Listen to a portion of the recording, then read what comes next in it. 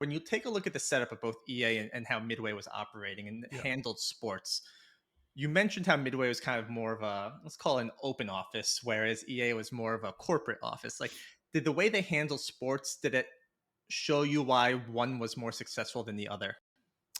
Oh, that's a great question. Yeah, I think when we look at it, EA sort of approached the entire thing as a business, and how do we conquer each of the different sort of pillars of the different sports.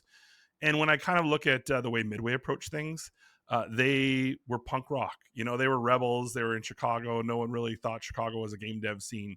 And even their approach, I remember there was a game called Red Card Soccer that Midway was doing, and they were so.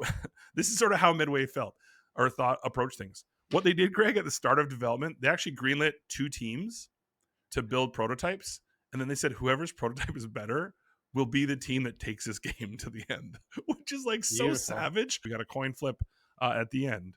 Um, and so I think about that, that scenario, and that sort of was representative of what Midway was wanting to take risks, was hungry for the future. And I think as player tastes change, right at the time, the start of it, right, obviously NBA Jam and NFL Blitz were just transformative in the arcades. I think it's about approach.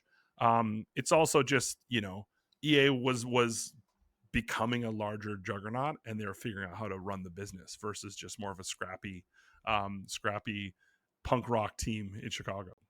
I like the idea of a punk rock team.